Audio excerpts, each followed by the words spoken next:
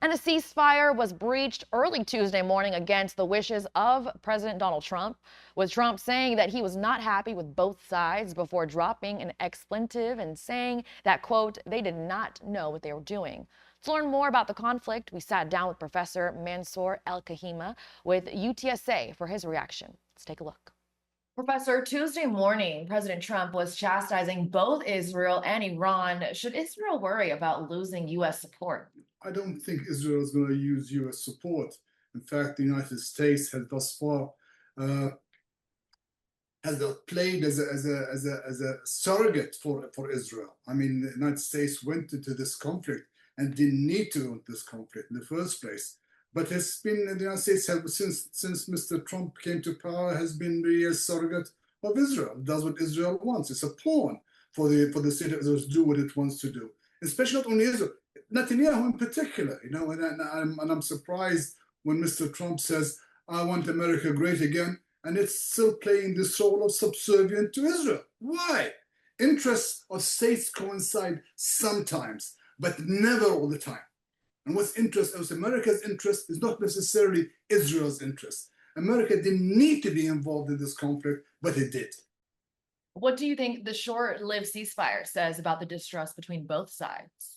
The issue is, you know, it's a larger issue. There's a political scientist by the name of Kenneth Waltz. And Kenneth Waltz says, the more the better, talking about nuclear weapons. Because nuclear weapons don't come single-handed. They have to come in twos. India, Pakistan, China, and the United States, and Russia, and France. So they don't come by themselves. You can't have Israel with nuclear weapons and Iran not nuclear weapons. You can't have that. Either you give Iran nuclear weapons or tell Israel to remove its own. But you can't have both, okay? This is the trust.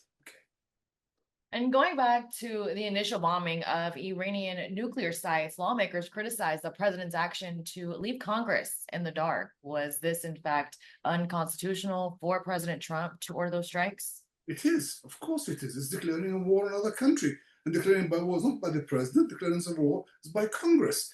So he shouldn't have done that. It shows more than anything else ignorance of politics, how to do politics. And this is the problem. Look, let me tell you something. It's very, very important over here. Had Ukraine not given up its nuclear weapons to Russia, Russia would not have invaded Ukraine. Now we have this mess in the Ukraine because Ukraine gave up its nuclear weapons. Nuclear weapons are deterrent force. And Mr. Trump doesn't seem to understand that. You know, this is the big problem. And so he does these silly things that, for example, I mean, you're quite right over here. He bypasses constitution, bypasses Congress, and unfortunately, Congress is useless. It's zero on the left. It makes no difference what Congress is doing, okay? And this is the problem because Congress allowed him to do that. If Congress says, hey, stop it, you have to come through me, you have to follow the Constitution, he wouldn't be doing this, but it doesn't. Yeah. President Trump is currently at a NATO summit in Europe. What tough questions do you envision the president being asked? That I don't think he's going to be asked any questions. For his interest, this is why it's important. His interest saying NATO has to increase its spending by 5%, up to 5%, up to 5% of its GNP. Okay. Now, you know, once they do this, they won't need the United States anymore. I mean, the US has control over NATO thus far because of this spending, because it spends on NATO, because it maintains the Europeans in line. But once the Europeans become independent, they're going to tell Mr. Bush, whoever the president is, no, go away.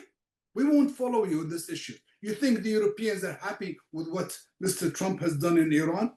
I don't think so. I promise you they're not happy with that at all. But they can't talk right now because they need the United States. Once they increase their spending by 5%, they won't need the United States anymore. So I think it's a silly argument for Mr. Trump to be doing. But this is what America seems to be following. So what we can do about that?